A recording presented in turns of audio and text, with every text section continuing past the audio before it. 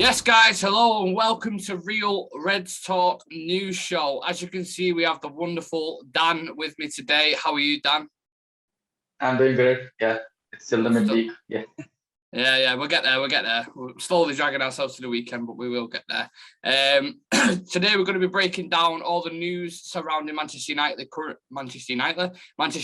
currently. This was a segment that the viewers suggested we do a while back, so we've listened to your request, and here we are, me and Daniel in our fine selves. So without further ado, Dan, do you want to get the ball rolling with the Dean Henderson story, and then we can go from there? Yeah. So recently we have heard that that Dean Henderson may leave in the summer. I think we were already linked up with some other clubs even in the winter time. And in my opinion, he should have already been gone because I don't like this. I don't like this scenario of having two great goalkeepers in the team at the same time because and Dean Henderson is already still he's 24 and he is very young and he still has 10 plus years in his career, 10 plus prime years in his career. So with De Gea on this team, he will never get a first team chance because De Gea is tearing it apart. Even though he is not good enough in distributing, but at the same time, but he's in his prime in the other areas of his goalkeeping skills. So it will never work out. And also we have other two goalkeepers, reserve two goalkeepers, and it's and altogether they are earning around like 200 grand a quid, 200 grand a week. So instead of having three separate goalkeepers, reserve goalkeepers, we can have at least one very young goalkeeper so that we may need him whenever De Gea is injured and maybe play him for a couple of games. So in my opinion, he should Dean Henderson for his own good as far as also for the club. He should leave in the summer, and Newcastle would be a good place for him to just gel out and get his chance into the maybe national teams, international games. Yeah, definitely. And there's a few points I want to echo on that as well. I agree with pretty much everything you said. And he's definitely good enough to be a number one keeper as well. That's the thing. Like, we've seen his qualities. We know we can go start for someone else, especially someone like a Newcastle. I think that'd be a perfect fit for him. He's obviously he's not getting any game time at Manchester United whatsoever.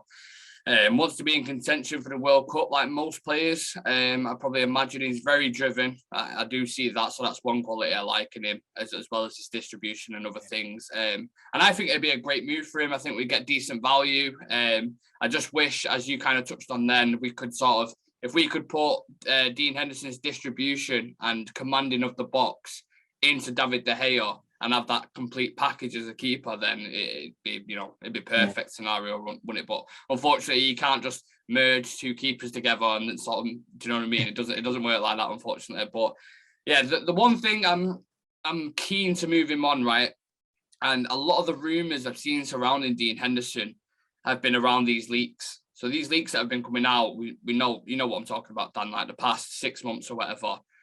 A lot of the rumours, if they're led to believe that they are him, like he's one of the big leaks at the club. So if that is the case, I'm not saying it is, but there's no smoke without fire, in my opinion. And if it is him, then I'm happy to move him on. And just that's one more player out the dressing room there where we can just get back to basics, reboot the culture in the dressing room, and then kind of move on from there. I think it'd just be best for both parties, to be honest, in that aspect. These. So unless you've got anything else to say on that, Dan, is another story I want to bring up to you there. Yeah, I think Tom Hinton and Lee Grant, they are also past. I think they both are above. I think one of them is 34 and another one is 39. So I think they both also, I'm not sure how long they'll stick to the club. So definitely we need another goalkeeper if Henderson goes. And I would like to have a very like a teenager type of goalkeeper, maybe 19 or 20 years old, who will agree to play on a backup goalkeeper, because Dean Henderson never wanted to be a backup goalkeeper. Yeah, and I don't trust Tom Heaton to come in and like I imagine we're probably going to be in the Europa League next year. Let's be honest, it's Champions League seems like a bit of a bit far away for us to get this season, but yeah, even in Europa League, I wouldn't trust him as a backup. You know, even if we're playing like Valencia or something in the round of 16, I wouldn't want Tom Heaton to come in. Like, no offense against him, I just don't think he's that caliber level, even in Europa League, to be honest. So definitely looking at another keeper to bring in would be my, that'd be my preference anyway. I feel sorry for Henderson also, because in January he might have thought that he may get some chance in Champions League or in definitely in Champions League, but other cups. But we are out of everything, and now only thing that is Premier League. So I don't think he will get a chance there. So he should have gone by January itself. He took a gamble and it didn't work out. It's the same with the youth players as well. Like, I know we're going to get into Hannibal Mabry a little bit later on, and Surety, but it's the same with the youth players. Like, because we got knocked out of the FA Cup and the Carabao Cup like relatively early, both by West Ham and Middlesbrough, that game time just got completely cut off, and you can't risk playing players like that in the Champions League and stuff like that. And the form that De Gea is in, I don't blame Rangnick for not, chancing Henderson, bringing in a cold keeper in a game like Atletico Madrid or something like that. Like, I don't blame him for that. Another story is we're being linked with Dybala. Apparently, he's rejected his contract and he's looking at a few clubs in the summer.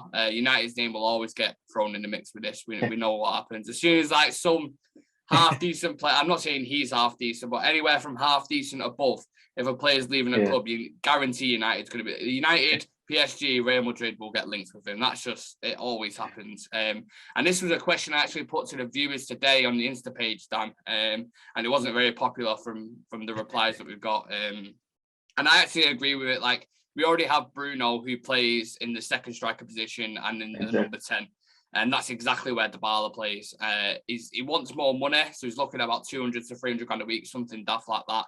And I just feel like it'd be another inconsistent player in that position that we don't really need. But yeah, what are your thoughts on that? Yeah, I've also watched him playing in alongside Ronaldo when Ronaldo was in Juventus. So I like the player, the way he plays, and even before Ronaldo going to Juventus, he was a key player for them. But as soon as Ronaldo came into Juventus, he became a shadow there.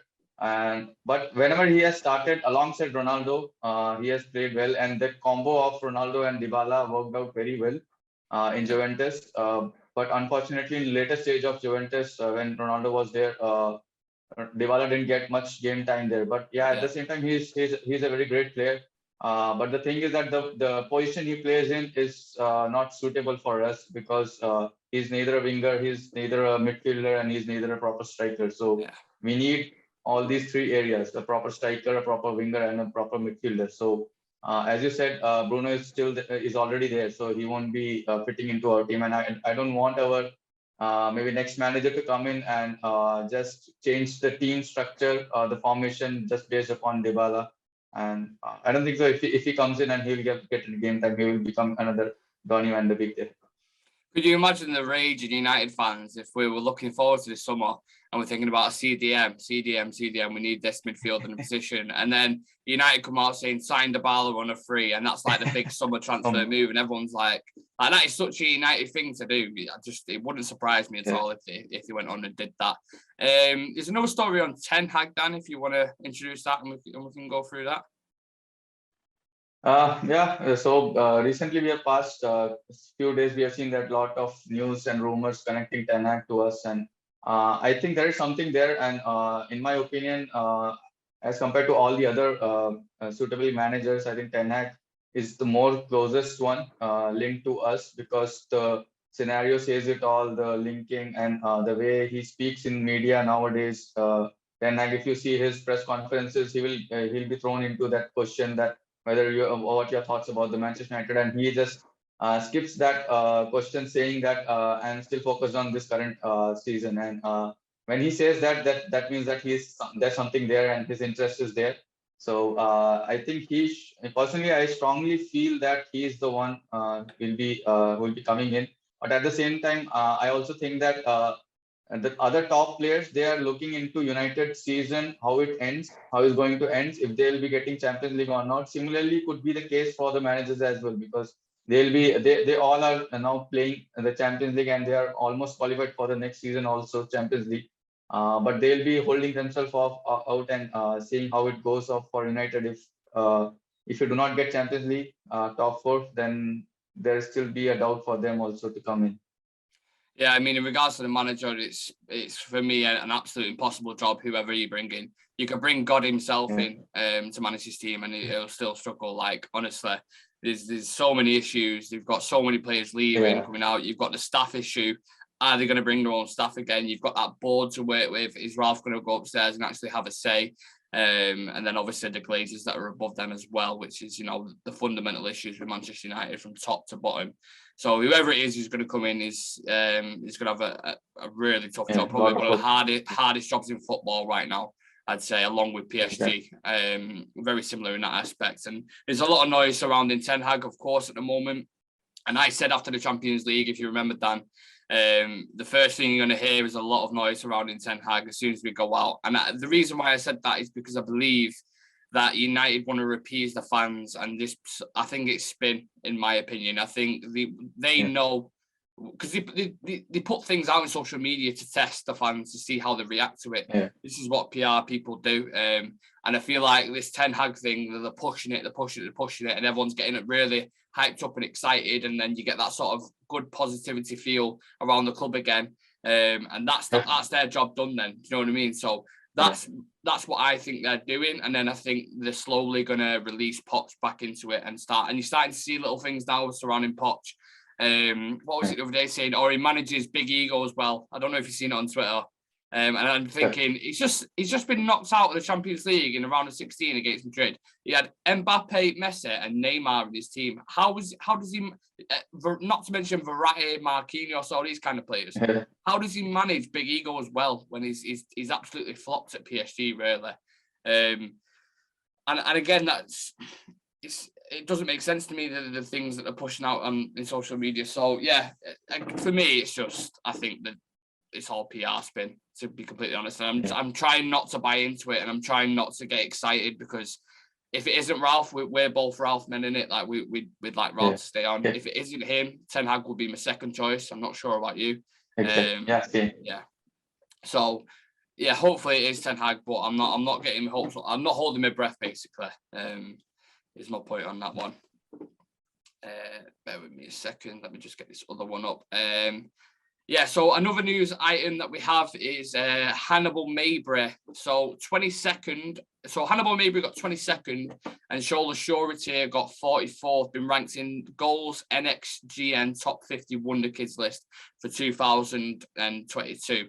Me and Ross are doing a show on this, not that specific thing, but on the youth academy and how important it is to Manchester United for youth development and stuff like that. So I don't want to dive into it too much, but Hannibal Mabry in particular, I remember him and Ahmad for the under-23s, when they was linking up together on that right-hand side, they were murdering teams, absolutely murdering them. Like the one-touch football, the close control, dynamic passing, even work rate, the things they do off the ball as well. Like they both look really impressive, and everyone on Real Reds knows how much I love Ahmad as a player.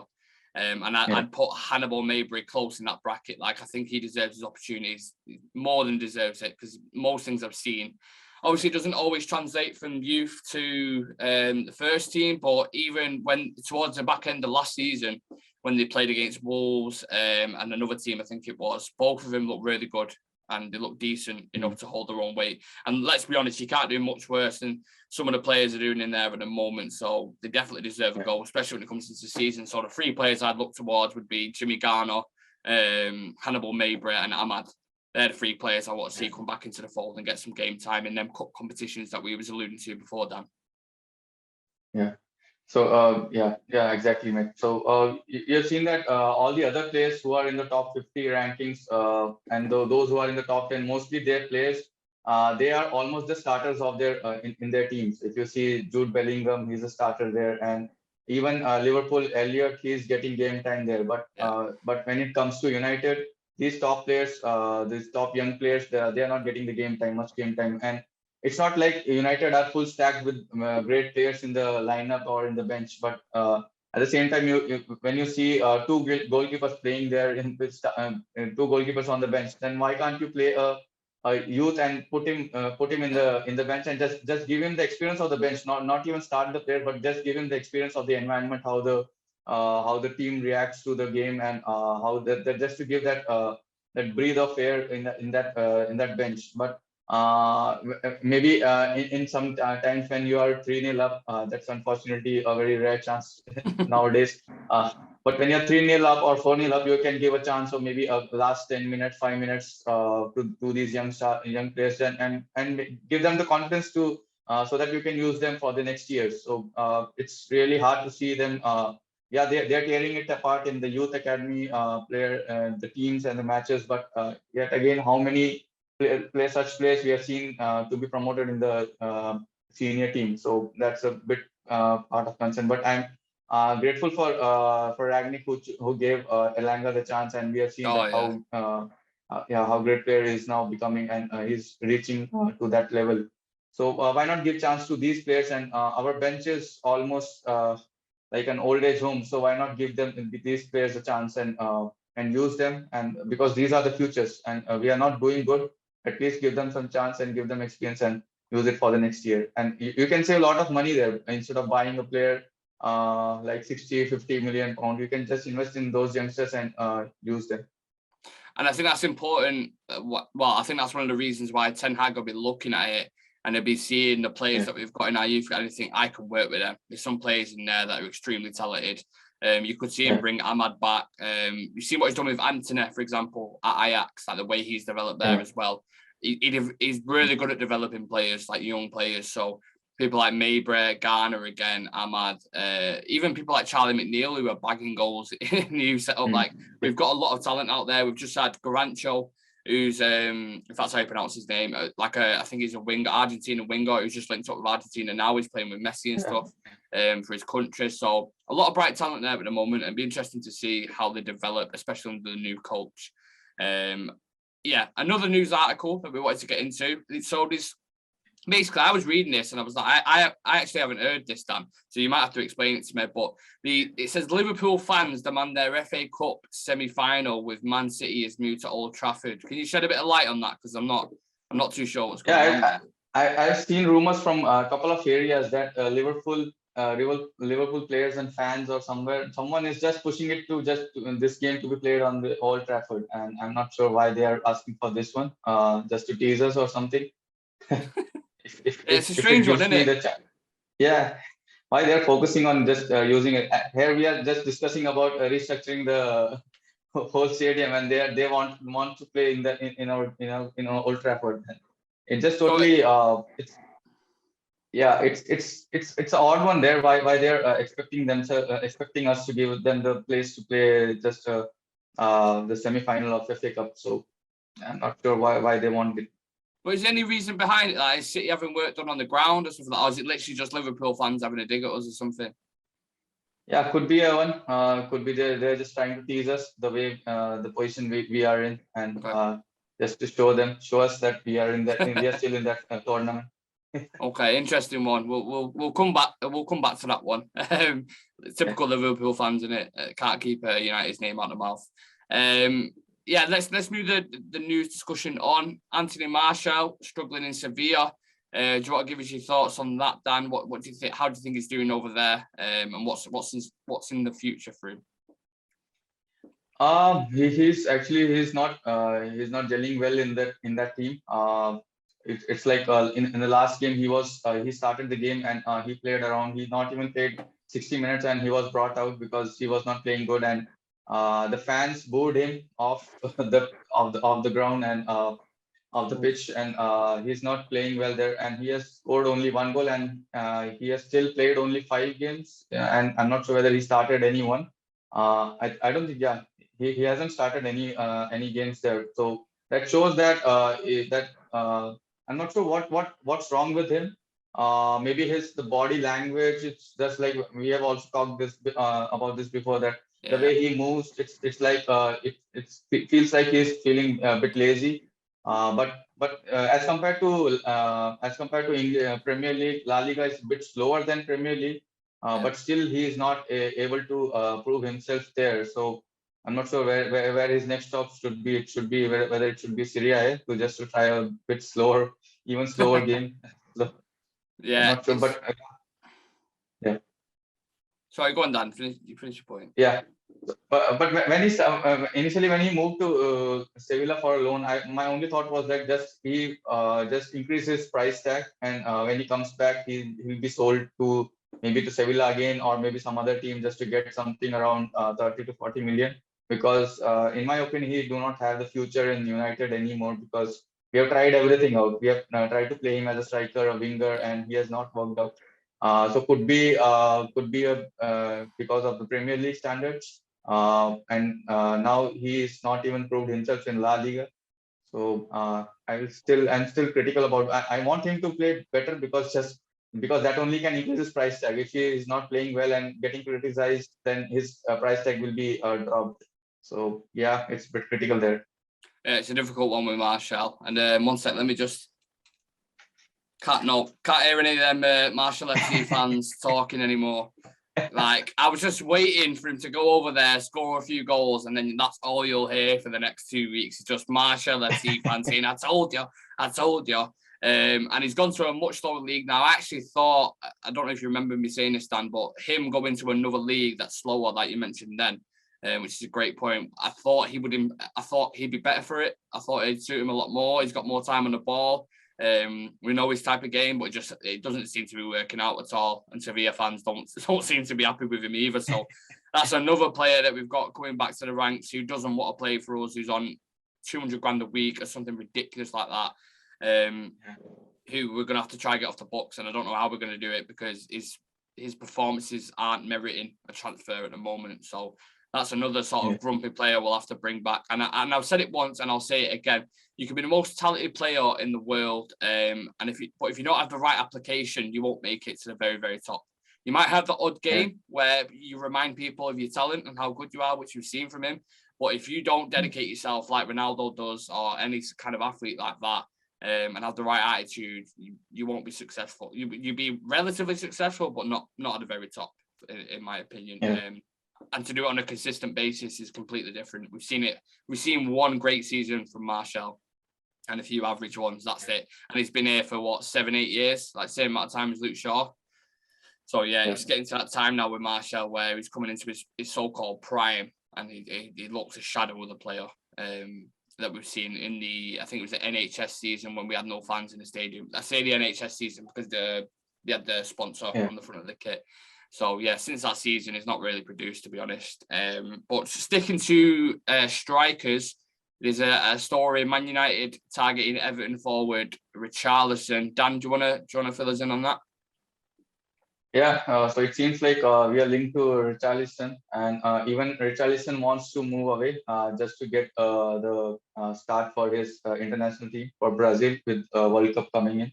And but as in considering him coming to United, I don't think it will be an ideal option for us to go for him, because personally he may be doing well in Everton, but he's not a proper striker. He's a bit like a winger type of striker. So he can play both on the wings as well as on the strike role. And personally, I don't want a striker, something like that, who can play both sides. I want my striker to be just striker, the proper striker, just like a fox in a box or something like that. So he will come around, I think, 40 to 50 million or maybe more. Because if whenever a player is linked with United, there will be a tax included in his price tags. So, but and he's still 24 something 23 to 24. But for the United standards, I don't think he'll be fitting in here quite well. So I think we should skip this one from bringing him here. Yeah, I rate him as a player, Dan, and I do like him, but as you said, he's not United standard for me. He's sort of mid-table to top, like edge of top 4, I'd say, that kind of standard. I know we got links with moves to PSG and stuff like that, but I think that was just only reports, maybe from his agents, to try to gather interest from other clubs. The thing that I like about Richarlison is his commitment. Like, you see his passion and desire when he plays for Everton. He leaves blood, sweat, tears on that pitch. And I love that about him. But we've got enough of them players that only commit and they're only a certain talent level. We need the top dogs.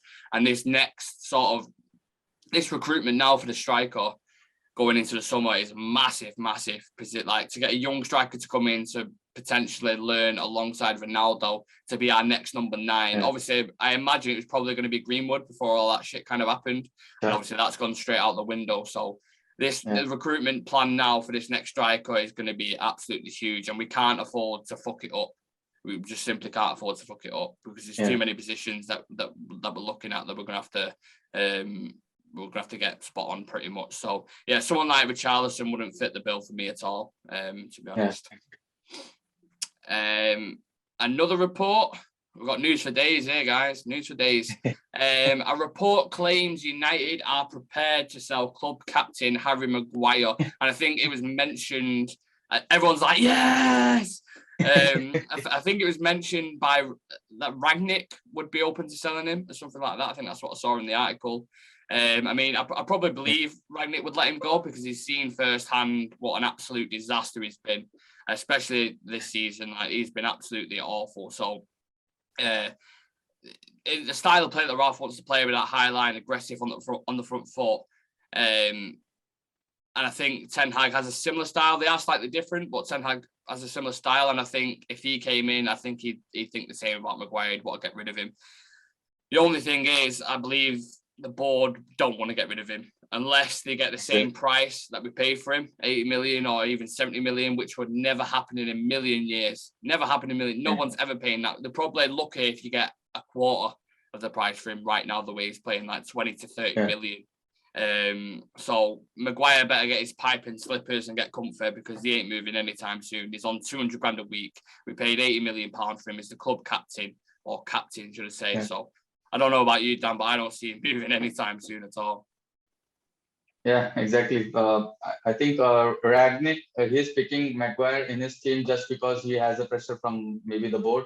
Personally, he will never pick him in his starting lineup. But at the same time, the amount we have paid to get Maguire in will again backbite us when we sell him, because the club will want at least half of the price what they have spent on him.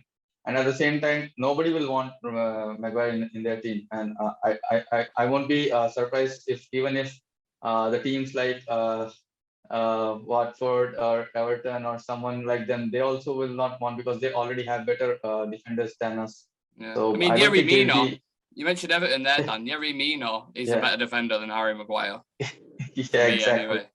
So nobody will want him, and with that price, maybe 5 to 10 million, I will say. He maybe other leagues, but yeah, I think we are now stuck with Maguire maybe for maybe a decade now. Yeah, sorry to all fans out there. Looking like we're gonna be stuck with Maguire for at least a few years anyway. Sticking on players that we may struggle to sell, Gary Neville on Fred. The problem with him is that he's 60 million, is what he said. And I suppose similar to the Maguire situation, but Fred, in my mind, is capable of doing well in the right system. I think since Ragnick's come in and he's moved from the sort of stubborn 6 that he was playing under Ole to that free roam kind of number 8, where he can apply pressure in different parts of the pitch. I think he suits that system a lot more. And the performance he's been putting on recently, like you watched the Champions League game, Dan, he was doing some shit that, like, it looked like Cruyff in the box, and Maradona, and like, you're just watching him thinking, what the fuck is going on here? So I think he's capable of maybe we can retain half his value, like 30 million, 35 million, something along the lines of that. I think if he keeps playing how he does and gets more consistent, we could resell him for a relatively decent price, considering he's 29. Whereas Maguire, I just think it's completely hopeless.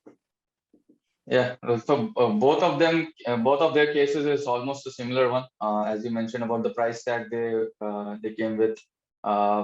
Fred we got him for 60 million, and from Shakhtar Donetsk, and I don't think so. From when you're getting a player from that league, you shouldn't be paying that much until or unless he's like a baller type of player. And but with Fred, I know we have seen him. He's doing a very like different, unusual things that he used to do in United. So it's happy to see him, but we want him to do this on a regular basis. It's all about the consistency we want from him. I would say that off the ball, when you see, I would like to differentiate between the both when he's having the ball and when he is off the ball. And when he's off the ball, his price tag may be close enough, because off the ball he's very great player, Oh and yeah. every time you see him running around here and there. But when he gets the ball, he's like a 5 million euro player. So, but yeah, when you're playing for United, you should be doing these basics right. Basics like passing the ball and making the right decision at the right time. So that is something lacking in his game style. Maybe in and out in few games, he's showing that he has it, but it's all about the consistency. So once he's consistent enough, and if he shows like 4 to 5 games continuously that he can do this, and we are not asking him to just do Maradona type of thing every game, or not even asking him to just do those skills regularly or even once a game, but just asking him to just play his game right, just do the basics right. That's enough for us to just build up the attack. Yeah, it's funny that you mentioned that the 5 million euros off the ball. Can you imagine going into a board meeting, like, right, so how much do you want for him? Like, well, if we're discussing he's off the ball, he's like a little bit like Kante, so we probably want about, I don't know, 40 million, something like that. But if we're talking what he does on the ball, then we're gonna have to meet in the middle somewhere, 10 million, something like that. That's the issue with Fred. But he's doing all right at the moment, so I hope he keeps it up. And like I said about Richarlison, the commitment, blood, sweat, tears on the pitch, that's no doubt from Fred. And he's one of the first ones to come out and speak about a situation if a false report is out or something like that. So full credit to him in that aspect. But yeah, we need to get much better on the ball to be a consistent first teamer for United for me. And yeah, let's get on to our final article of the day. So we've got Manchester United readying 33.6 million bid on Ronaldo. I'm going to struggle to pronounce Arajo. I'm gonna guess. I have no idea how to pronounce it. Yeah, Dan, do you wanna give us your thoughts on that? Yeah. So he's an upcoming great player, great defender. He's an upcoming very good defender. When I see him play, he's more like when Varane was in his early stage of his career. So he's a fast and well committed to the games, and he's not afraid of making tackles. And recently he's also playing better, and his price tag will go high, and he'll be on demand in the coming summer itself. So I think we can go for him, and 30 million euros is a fair price for him, because after a couple of years his price will go skyrocket, and you won't be able to touch him. So when you have the time, and when you have the opportunity, just get him. But at the same time, I don't think he'll be the club will let him go, because they also see him as a upcoming great player. So yeah, that's going to be very tough there to get a player like that, and to convince him to come to United when you know the condition of our team, our club. Yeah, it's depressing. Don't remind me, please. It's absolutely depressing, man. But yeah, it's funny you mentioned Varane there, because I remember we actually went in for Varane under Fergie when he was 18 years old. When he was playing in the French league, and then Real Madrid sort of pipped us and beat us to it, and a lot of people looking at it thinking we've just missed out on a potential star there. And obviously he's at our club now, but it's sort of 9 years later on when he's gone and won 4 or 5 Champions League, and God knows what he would have done for us in that time. So yeah, it's another player I kind of look at, and I think now is the time to go get someone like that. Like, this is one of the well-scouted defensive players around Europe at the minute, and I've seen this player a lot recently. He was really good against Real Madrid. That El Clasico when they beat him 4-0, he absolutely pocketed one of my favourite players, Vinicius Junior, on that wing. Couldn't get anything out of him at all, centrally, or when he drifted out wide. Like, he looked really good, and he looks like a very promising defender. I think there's currently a dispute at the moment at Barcelona. Like, correct me if I'm wrong, but something going on with his contract, and that's why United are kind of sniffing around this deal. And it smells like a Rangnick deal to me as well. This is something that who Rangnick would sign. Like, under the previous regime, I couldn't see Ollie looking at a player like this. He'd probably be looking at bringing Gareth Barry out of retirement and playing him at centre back. That's sort of something Ollie would do. But the thing for me, Dan, is I think Barca are going in the right direction now under Xavi. and I think they're looking really good, and it's kind of brought that flame back now. So I can't see a young, promising player leaving there, if I'm being honest, especially to come to our club. If it was someone who's doing well at the minute, and I ain't going to mention the clubs because it'll kill me, but if it was someone doing well in Europe at the moment, I think there's potential that, you know, you're probably going to get him. But with United at the minute, the disaster that we are, I can't see us signing a young, promising player like that. Yeah, it's like when you see Barca's team, you can say that yes, they are building it for the future, and which is like 4 to 5 years they'll be again at the top level, because they have the players, youngsters who are already at the top level. So it won't surprise me if they are back in the same dominance which they had 5 to 6 years before when everyone was there. So I think they'll come again harder, and the players they have chose the right players, and the players who will be in a very top level, and will be like of very high value in the market as well in the coming years. So they are already building something there. Yeah, they've got a lot of young, promising players, aren't they, coming through the ranks in a minute. And if you look at the style of playing now, he's brought the old, like, from the Cruyff days, the Barca philosophy, like, throughout Pep. Yeah. All these kind of managers, Luis Enrique, the 4-3-3, tiki-taka, take care of the ball as if it's a national treasure. And it looks promising. Like, and a lot of people were always going on at Ole for being that ex-legend, like it'll never work with the next player and blah, blah, blah. But look at what Zidane did at Real Madrid, and look at what Xavi's doing at Barcelona. Like, it's not always the case. It just depends who you bring in. Do you know what I mean? So yeah, and that's our final roundup, Dan. That is all the news. We've quite a lot of articles we've got through there, but we've done it in a relatively decent time. So happy with that. Hope you lot who are watching are happy with it, and let us know if you want to see a similar thing next week, because it was you guys who asked for it in the first place, and this is why we're doing it. So yeah, thank you for joining me, Dan. It's been an absolute pleasure. Yeah, and thank you everyone for watching. We'll see you in the next one. Don't forget to, if you can, go on YouTube, type in Real Reds Talk, subscribe, like, comment. As you all know, it's, you know, any kind of support's mega important for us. Anyone who watches podcasts and things like that, they'll know. Any support you can is highly appreciated by all of us here at Real Reds Talk. So again, thank you for watching. We'll see you in the next one on Thursday with me and Ross doing the youth show. And yeah, that's it. Peace. Cheers, Dan, for coming on. Appreciate it. Yeah. Cheers, mate. Cheers, guys. Thank you.